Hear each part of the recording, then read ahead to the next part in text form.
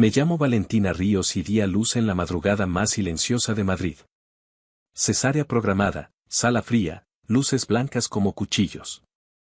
Cuando me llevaron en silla de ruedas a la recuperación, seguía entumecida de la cintura para abajo.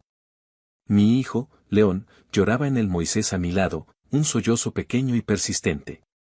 Apenas podía girar la cabeza, menos aún levantarlo. Me temblaban las manos por la anestesia y la enfermera dijo con dulzura que alguien vendría a ayudarme pronto. Así que envié un mensaje al chat familiar con mi madre, mi hermana y mi padre: por favor, que alguien traiga una manta o me ayude a darle de comer. Silencio. Vi cómo se encendían los indicadores de leído junto a sus nombres. Uno por uno. Nadie respondió. Ni un pulgar arriba. Ni una palabra. Una hora después entró otra enfermera, sorprendida de que nadie hubiese aparecido. Intentó ser delicada mientras me ayudaba con el agarre. Yo lloré sin hacer ruido. Al amanecer, aturdida, adolorida y sola, revisé el móvil. No había mensajes, pero sí una publicación de mi madre con fecha y hora de apenas unas horas después del nacimiento, de vacaciones con mi gente favorita, 2 corazones y una palmera. La foto, ella, mi hermana y mi padre en la playa de Cádiz, gafas de sol, margaritas, sonrisas de catálogo. Miré largo rato, no por tristeza, sino por comprensión. Lo habían planeado. Sabían de la cesárea. Me prometieron estar. Me pidieron que los mantuviera informado. Mi prometido, Tomás Herrera, murió en una patrulla en Mali hace 7 meses. Ejército. Recibí la llamada justo después de saber que estaba embarazada. No llegó a oír el latido. Mi familia dijo que daría un paso al frente. Estamos juntos en esto, juraron. La única persona que vino aquella primera tarde fue doña Pilar, la vecina del tercero. Trajo magdalenas y se quedó un rato, recordando cuando yo corría por el patio. Su visita valió más que todo lo que mi familia no hizo. Pasaron 6 semanas. Me curaba despacio, apenas dormía. León tenía cólicos. Nadie ayudó. Ellos volvieron una semana después del parto y no vinieron ni a la puerta. Una mañana me desperté con 81 llamadas perdidas. La mayoría, de mi hermana, Sofía. El último mensaje decía: tienes que enviar 5.000 ahora. Miré la pantalla, me froté los ojos, me incorporé como pude. La incisión aún quemaba. Respondí: ¿por qué haría eso? 3 horas de silencio. Luego un mensaje: porque si no lo haces, mamá y papá pueden perder la casa. Es serio, Valen. Ningún buenos días, ningún cómo está el bebé. Solo exigencia y amenaza. No respondí. Abrí el portátil. Coloqué a León a mi lado y empecé a investigar. Sabía lo suficiente por ayudar a Tomás con su papeleo. Los registros de propiedad no son un misterio. Descubrí que mi padre había pedido un préstamo sobre el valor de la vivienda por 50.0003 semanas antes de su foto en Cádiz. Ya. Llegó otro mensaje, esta vez de mi madre: cariño, sé que ha sido duro, pero somos familia. Solo necesitamos ayuda esta vez. Por favor, no seas fría. Aquello buscaba herirme. Tal vez lo habría logrado si no estuviera ya entumecida. Mientras pensaba qué decir, recibí un texto de un número desconocido. Hola, Valentina. Soy Erika del conservatorio. Vi el GoFundMe de tu madre y doné 25 euros. Ojalá estés bien. Se me encogió el corazón. Le pedí el enlace. El título: Ayúdanos a salvar nuestro hogar familiar. La historia: que estaban en crisis porque gastaron sus ahorros apoyándome tras la muerte de mi prometido. Había fotos mías embarazada, del funeral de Tomás, de la ecografía. Nada con mi permiso. Usaron mi dolor y a mi hijo como access. Lo denuncié en la plataforma. Llamé al banco del préstamo y pedí fraudes. Dije que temía que hubiesen usado mis datos sin permiso. Tomaron nota. Al colgar, me temblaban los brazos. Ya no era solo abandono, era explotación. Esa noche doña Pilar volvió a llamar suave. Traía una cesta de galletas. Dudó y dijo que mi padre había tocado su timbre la noche anterior, borracho, despotricando porque yo les negaba el dinero que se les debía. No le abra, hija, me aconsejó. Cerré con llave y, por primera vez, instalé una cámara en el porche. 2 días después salía por el último paquete de pañales del coche, y no había coche. El hueco en el camino de entrada parecía una boca abierta. Sostuve a León contra el pecho, parpadeé, miré la mancha de aceite que delataba su lugar. Volví adentro, dejé al bebé, abrí la transmisión de la cámara. Tardó. A las 3:17 se veían faros.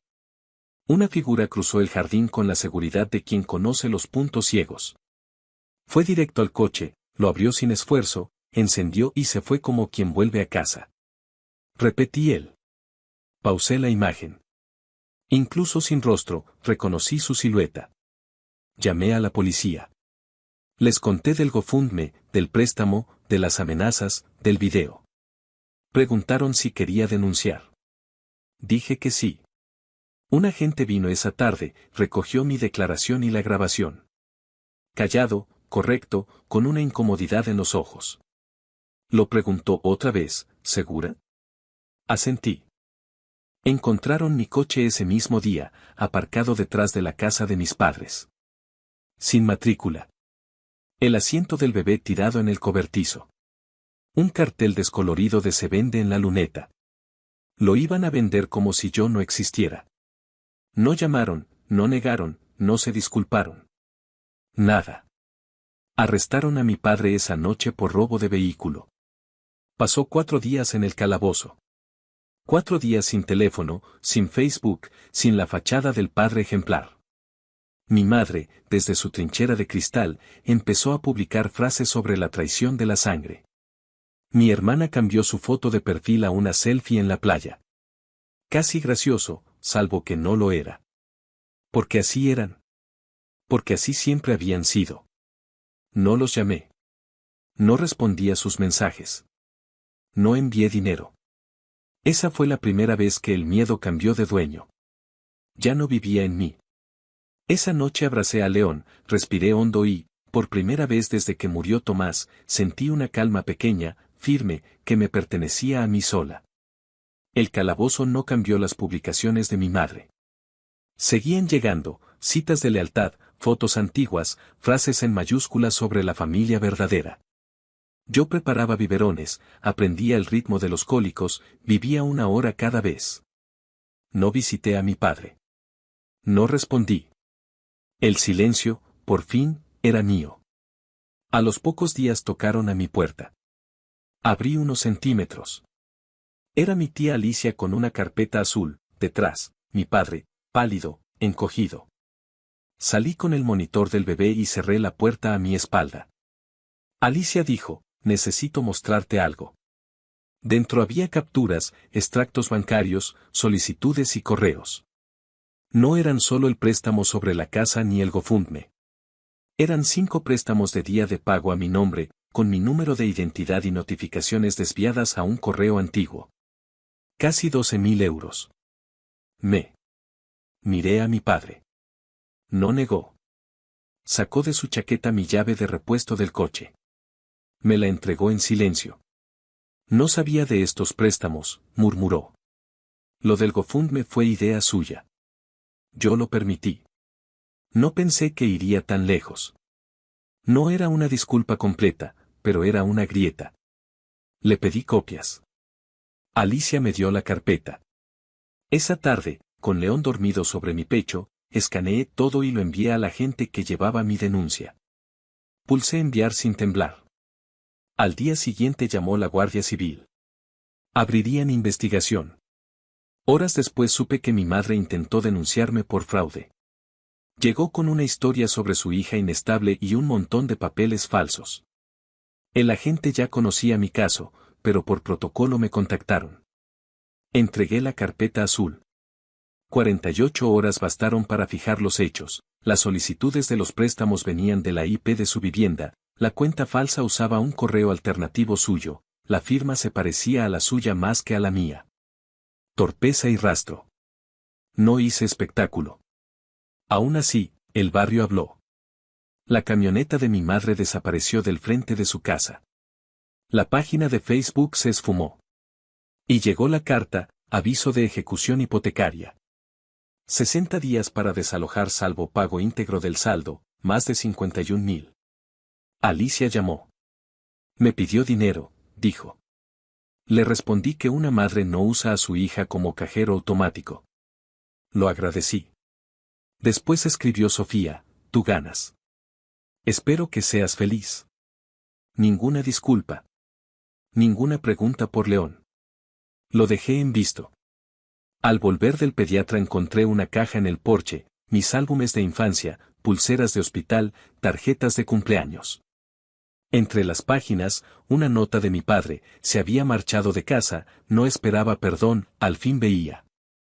A la mañana siguiente estaba sentado en mi escalón, sin maleta, con un vaso de café. Tenía la llave otra vez en la mano, como si temiera que yo no la hubiera guardado. No lo invité ni cerré. Di un paso atrás. Entró. La casa estaba en silencio. Se sentó en la mesa, sostuvo el vaso con ambas manos y habló sin rodeos. Cuando escribiste desde el hospital, lo vi. Estábamos en el balcón del hotel y pensé que alguien contestaría. Nadie lo hizo. Sabía del GoFundMe. Me dije que sería temporal. Cuando vi el asiento del bebé en el cobertizo, algo se me rompió. Después la oí intentar redirigir el beneficio por fallecimiento de Tomás, el que está a nombre de tu hijo. Ese día me fui. No lo perdoné. Pero escuché. Preguntó a qué hora despertaba León, si lo calmaba la música, cuál era su manta preferida. Nadie más había preguntado eso. Hablamos 2 horas, de biberones, de Tomás, de lo que él desearía haber hecho distinto. No se hizo héroe. Dijo la verdad con voz cansada. Bastó para abrir una pequeña ventana. Antes de irse, dejó un sobre. Encontré algo de dinero en una caja de herramientas. Por si necesitas un cochecito o arreglar algo. No lo tomé. Ven la próxima semana, dije. Si vas a estar, que sea de verdad. Asintió. Los informes oficiales llegaron como piezas de un rompecabezas que por fin tenía dibujo. El agente confirmó que las solicitudes salieron desde su wifi, que el correo alternativo coincidía con otro plástico a su nombre y que la firma peritada no dejaba dudas. Me pidió guardar copias en lugar seguro y avisar si aparecían negociaciones. Fui al cajón donde guardo las vacunas del bebé y puse allí la carpeta azul, junto a su libro sanitario. Era mi pequeño archivo de supervivencia, papeles, fechas, nombres y... También pedí a un vecino que revisara mi buzón cuando yo no estuviera, cambié la contraseña del correo y dejé a mano una lista de llamadas. No era paranoia, era cuidado. Aprendí a nombrar así lo que antes me parecía miedo. Y dormí un poco. Los días siguientes fueron un inventario de actos pequeños, cerrar cuentas falsas, responder correos de la investigación, llevar a León a su control, aceptar el pan de Doña Pilar. También fueron días de llamadas que no contesté y de mensajes huecos que ya no me rozaron. Alicia vino con lentejas y me dijo que, pasara lo que pasara, no estaba sola. La creí por primera vez. Un viernes recibí otra carta, confirmación de la subasta. No me alegró ni me hundió. Era la consecuencia. Puse a León en su manta, apoyé la frente en la mesa y respiré. Mi vida cabía en gestos cortos, alimentar, limpiar, denunciar, sostener. Sobrevivir sin pedir permiso. Mi madre no volvió a escribir. Su ausencia fue más ruidosa que su teatro. Doña Pilar comentó que la vieron salir con una maleta vieja. No pregunté a dónde.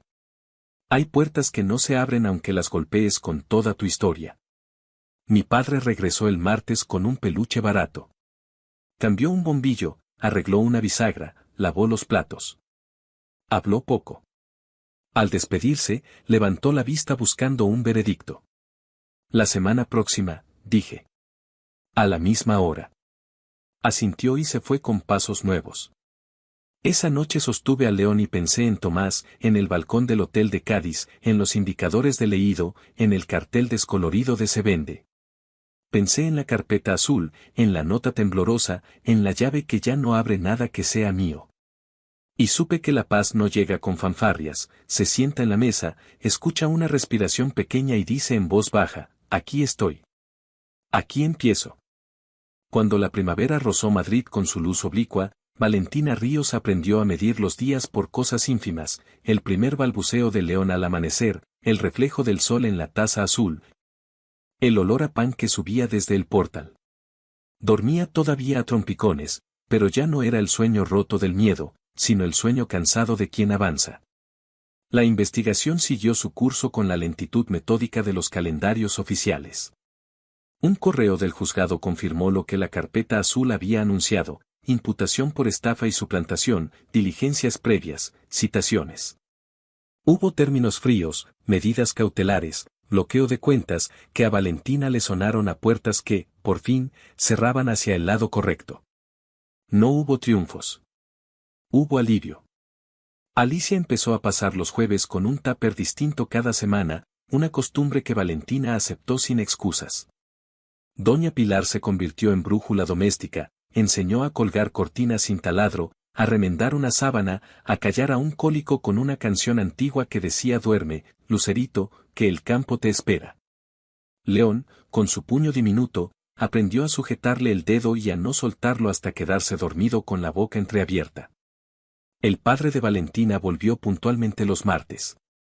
Al principio llegaba con herramientas en una mochila, como si necesitara justificar la presencia con tornillos y bisagras. Luego empezó a venir con historias cortas, anécdotas de un taller de carpintería, el nombre de un árbol en el retiro, la receta que recordaba de su madre. No pidió perdón en grandes discursos, lo pidió recogiendo la basura, cambiando la luz del pasillo, aprendiendo a calentar un biberón sin hervirlo. La reconciliación, entendió Valentina, no es un puente que se cruza de golpe, es un tablón que se prueba con el peso del propio cuerpo, una semana, y otra, y otra. Una mañana de abril, el agente que llevaba su caso la llamó para avisarle de un nuevo intento de su madre, retirar una denuncia, ofrecer un acuerdo. Valentina escuchó sin apuro y respondió con una frase que no sabía qué sabía decir: yo ya estoy a salvo. Colgó y se quedó mirando la ventana. Afuera, alguien regaba geranios. Adentro, León pateaba la manta como si bailara. Se preguntó cuándo exactamente había cambiado el centro de gravedad de su vida. No fue el día del arresto, ni la primera cita en el juzgado, ni siquiera ese martes en que su padre volvió con la llave y el vaso de café. Fue una madrugada cualquiera, cuando anudó al bebé en un portabebés y se miró en el espejo con ojeras y un mechón rebelde, y se dijo: esto también soy yo, y me basta. Hizo un ritual para Tomás que nadie le había enseñado. Un domingo temprano, antes de que la ciudad despertara del todo, caminó hasta el río con León pegado al pecho. Se sentó en un banco, sacó del bolso una carta breve y la leyó en voz baja. No pedía señales. No prometía imposibles. Le contó de la risa de su hijo, de la canción de Doña Pilar, de la carpeta azul guardada junto al libro sanitario, del padre que afinaba actos pequeños para sostener por fin. Le dijo también que había días grises, que había noches raras en que el silencio pesaba, pero que el miedo, ese animal agazapado, ya no vivía en su casa. Dobró la carta, la guardó. No arrojó nada al agua. No necesitaba símbolos que el río pudiera borrar. En mayo, Alicia llevó un mantel de lino y propuso una comida sencilla para celebrar lo que se sostiene. Pusieron flores en un vaso de mermelada, un plato hondo con albóndigas, pan recién cortado. El padre de Valentina llegó con un cochecito usado pero firme que había lijado y aceitado él mismo. León lo estrenó con una siesta perfecta, como si bendijera con su respiración la madera recuperada. A Tomás le habría gustado, dijo Valentina sin lágrimas, con la voz clara. Nadie añadió nada. Fue suficiente. Llegaron papeles con sellos, firmas, fechas. También llegaron primeros dientes, fiebre leve, medias noches de paseo por el pasillo. Valentina aprendió a aceptar ayuda en la forma exacta en que la necesitaba, una tarde libre para ducharse sin prisa, una mano que sujetara la compra cuando el ascensor se estropeaba. Una conversación corta cuando la casa quedaba demasiado silenciosa. A veces, al acostarse, recordaba la imagen de la playa de Cádiz, los indicadores de leído, el cartel descolorido de se vende. No dolía como antes, ardía como una advertencia que ya había aprendido. Un día de junio, al volver del pediatra, encontró en el buzón un sobre con el escudo del ayuntamiento, confirmación del nacimiento con el nombre elegido oficialmente, León Herrera Ríos. Lo sostuvo como si pesara. La vida, pensó, es un documento que uno va firmando con actos minúsculos, presentar cargos cuando toca, preparar biberones a deshoras, decir no sin temblar, abrir la puerta a quien vuelve de verdad. La última vez que supo de su madre no fue por una notificación ni por un rumor de escalera. Fue por un correo del abogado con 3 líneas técnicas y un anexo donde figuraba la renuncia a cualquier reclamación y la imposibilidad de acercarse a su domicilio durante un tiempo. Valentina no buscó interpretaciones. Guardó el archivo en la carpeta azul, respiró, y siguió con la tarde, baño tibio, pijama de algodón, cuento breve, había una vez un faro que encendía su luz cada noche para que los barcos no se perdieran. El faro, pensó, no persigue barcos ni les grita que giren. Solo enciende. Solo sigue. Solo está. En julio, doña Pilar organizó una merienda en el patio. Hubo sillas desparejadas, vasos de plástico, risas. León descubrió su sombra. El padre de Valentina, torpe y cariñoso, aprendió a hacer palmas sin asustarlo. Alicia sacó una foto de los 3, Valentina, su padre, el bebé, con la yedra de fondo, y la imprimió en una copia mate que pegó con cinta en la nevera. Bajo la imagen, Valentina escribió con rotulador, martes, 18. Aquí estamos. Esa noche, cuando la casa volvió a quedarse quieta, Valentina abrió el cuaderno donde había anotado cada vacuna, cada visita, cada fecha. En la última página agregó una nota para la mujer que sería mañana, si algún día dudas, recuerda esto, pediste ayuda cuando nadie vino. Encendiste la cámara cuando nadie miraba. Entregaste papeles cuando todos callaban. Sostuviste a tu hijo y, al mismo tiempo, te sostuviste a ti. Nadie te lo concedió. Lo hiciste tú. Apagó la luz del salón y dejó solo la lamparita de la cuna, esa luna doméstica. En el silencio, escuchó la respiración de León como un mar pequeño. No había fuegos artificiales ni cierres perfectos. Había una mesa despejada, una carpeta azul en su lugar, una llave que ya no hacía falta y la certeza mansa, recién estrenada, de que la paz a veces no llega, se construye. Y esta, la suya, tenía cimientos.